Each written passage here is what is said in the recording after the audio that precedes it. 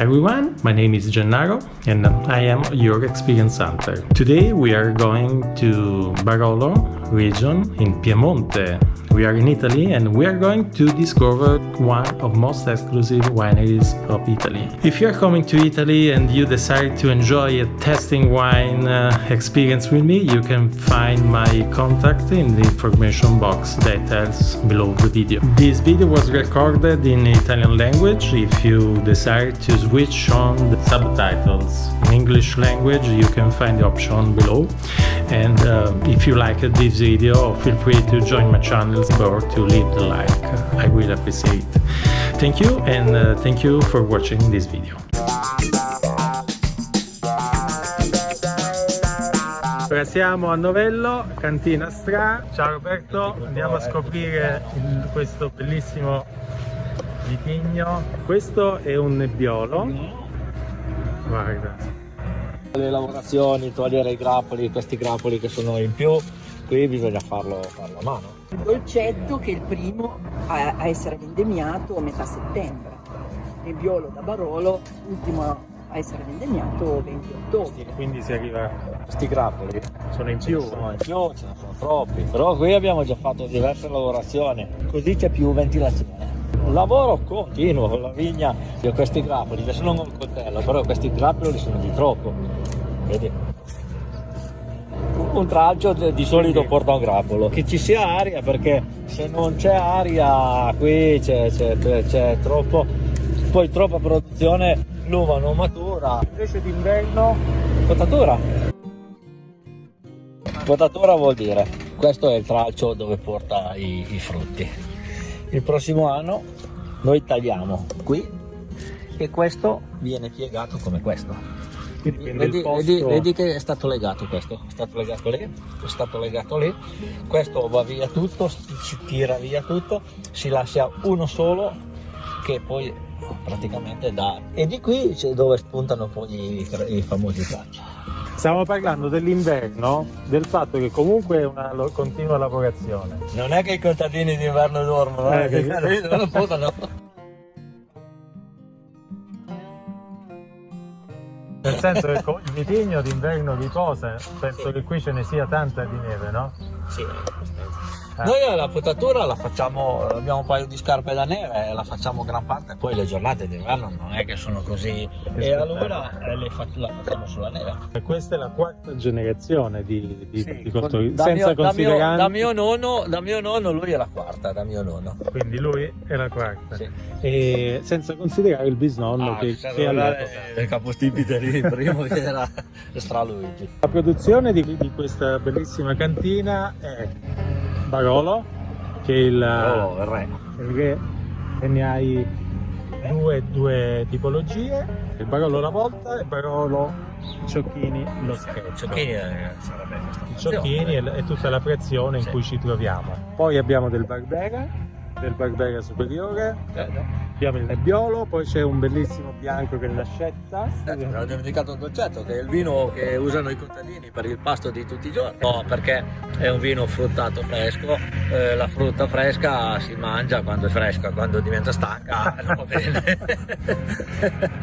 In inverno i contadini vanno in letargo. Però prima ha detto che si lavora. Però. Sì, però l'inverno le giornate sono più corte, è logico che... Ma che ora inizi la mattina? Cioè, se tu volessi dare un'indicazione d'inverno o d'estate? d'estate, Ma d'estate si parte alle 6. quindi col fresco. Sono le 6, perché se sei su un trattore oppure sei con questo pilare con il sole lì, figlioli, arrivi a un certo punto sei quasi cotto e allora bisogna partire presto, dai. D'inverno invece diventa più complicato. D'inverno le giornate sono più corte, partiamo alle 9:30, 10 e fai 9:30, 10 fino alle 4 e basta. Quindi la tua vigna arriva praticamente dove? Poi dove c'è quella casa lassù in cima alla Vergne, là abbiamo il Barbera, lassù in cima alla Vergne, con l'esposizione. Là il sole quando arriva dal mattino fino alla sera non muore mai. Piante che hanno anche 50 anni alcune, non mi sbaglio. Cioè, queste sono giovani. Queste sono giovani. E qui lasciamo il pollone, che sarebbe 2 gemme, per il prossimo anno. Dove ce l'hai quelle più anziane? Sono quelle del Barbera? Ce l'abbiamo lì a Barolo, dove c'è il castello della Musa. Quella lì hanno... Pensa che quella vigna lì, io ero piccolo, non c'erano ancora proprio i trattori, io sono andato ancora io davanti al bue che trainava la natura. Vogliamo andare a vedere le botti? La cantina? Adesso hai detto che mi stavi per portare in un posto magico, però dicevamo delle ampolle che indicano il livello del Il vino. vino, la botte è piena fino a questa altezza. Quando sale, Perché il vino in questo periodo la temperatura non si alza leggermente di 2-3 gradi e lui sente questa temperatura, lui tende a salire e quando è a un certo livello bisogna aprire sotto perché altrimenti si rovescia. E in inverno è così, quando scende il livello bisogna aggiungere colmare di nuovo. questo è un altro posto magico. Quindi qui sono divise per annate. Questa è per esempio la moto che ha avuto già una leggera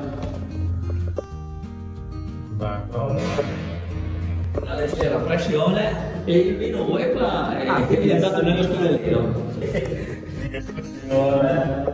Un'escursione tecnica è uscito come se fosse una valvola di sicurezza.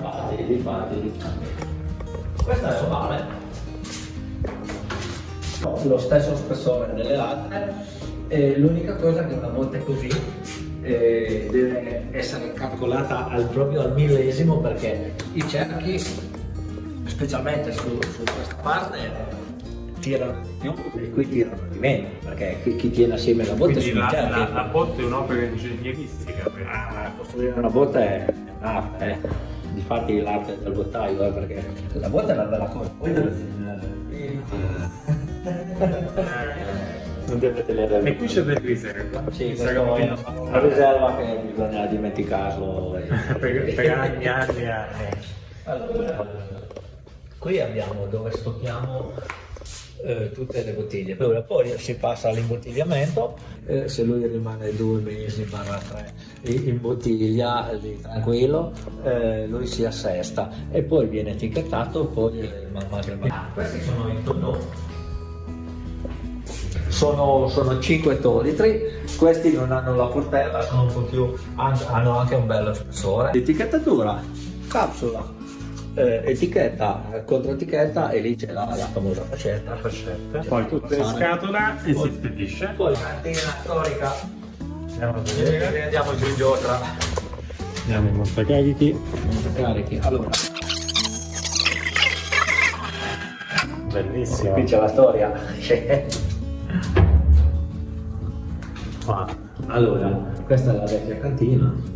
E Come prima si faceva qui giù. una volta una parte si faceva qui, però far recapitare, qui non c'è via d'uscita, far recapitare il vino tutto tranne una scala c'era da spaccarsi la schiena, e allora difatti là museo che c'è ancora il doppio, qui di notte sentivi 2 persone e una manovella qui dentro, c'è una manovella, 2 persone perché questo ha andata, lo giri al contrario e al ritorno, e allora bisognava pompare, se non pompi qui. Allora, qui abbiamo le classiche barrique, però la barrica è sentito come sottile. È molto di più. È sottile, difatti c'è molta traspirazione, molta cessione di legno.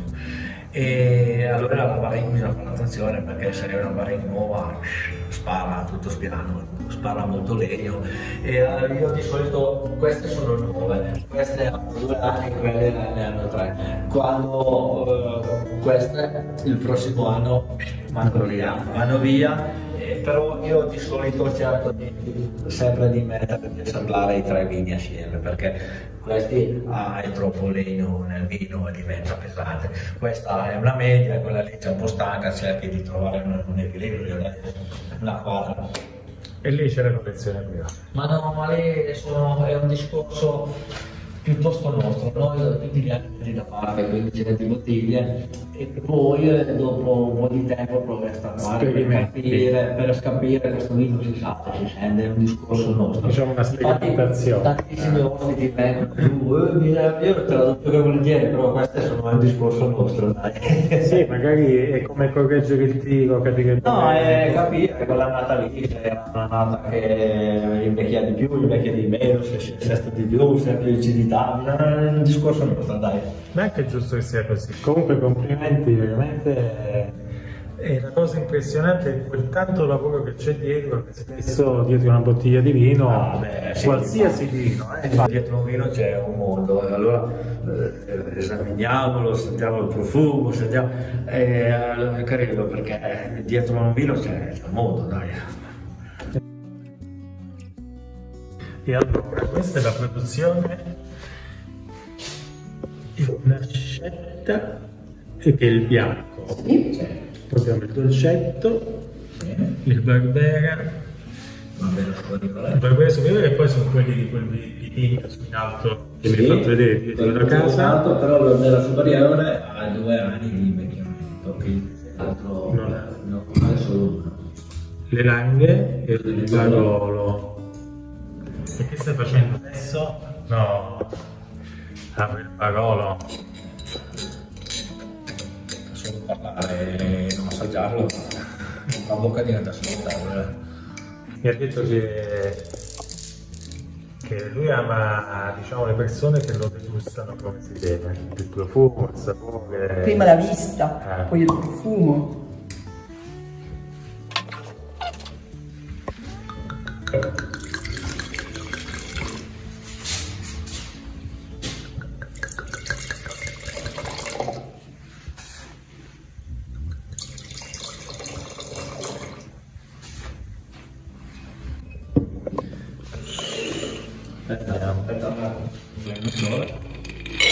Hai delle sono state svegliate e poi rosolate nel forno.